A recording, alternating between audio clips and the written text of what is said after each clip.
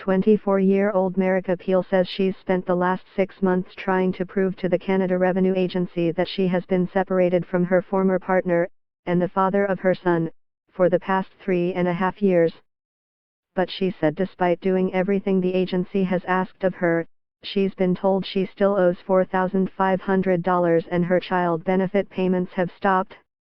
"I am such a small person going against the government, the CRA," she said in an interview with CBC News.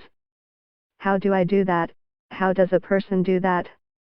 The CRA has faced mounting criticism in recent weeks, with critics saying that it targets ordinary Canadians, people with diabetes being refused disability tax credits, or retail employees threatened with losing their staff discounts. Canada's Auditor General issued his own scathing report last week, finding that more than half of the 53 million calls the agency received ended with either a busy signal or a pre-recorded message.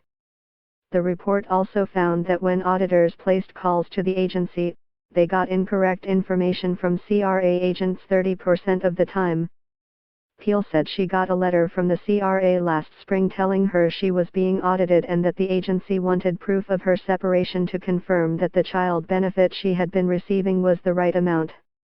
But Peel didn't have utility bills dating back to the date of separation, nor did her ex-partner. Peel said she explained this and the agency told her there was another option: get an official separation agreement, spelling out all the pertinent dates. "We got that signed by both me and my ex, and by 2 different lawyers," Peel said, adding she spent $700 on legal fees. "The CRA told me that would be enough, and then a month later they told me it wasn't going to work." NDP MP Charlie Angus said the CRA is dealing with a worsening reputation. "They can't find the billions that are being hid offshore, and yet they'll go after single moms and deny their kids basic benefits at Christmas time." The Northern Ontario MP said he recently heard from a single mom with 3 children who, for the 3rd year in a row, had her child benefits stopped because the CRA wants her to prove again that she has 3 children. Peel, who lives in Battleford, Saskatchewan, is expecting a baby any day now with her new partner, although they do not live together.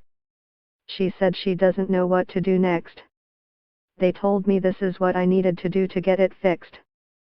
I did everything they asked me to, and in the end it still wasn't enough," she said. "Everything that I worked for in the last 3.5 years feels like I'm so close to losing it all and going back to where I started." Peel also said she spent hours on the phone trying to get answers from the CRA, but would often just get a busy signal or automated message, just like the Auditor General highlighted last week. In an emailed statement, a spokesperson for National Revenue Minister Diane Labothelier said it is false that the CRA goes after ordinary Canadians but leaves the big fish alone. "The agency is focusing its efforts on cracking down on complex individual and corporate cases," said the statement, adding that nearly $1 billion has been invested to target tax evasion and aggressive tax avoidance.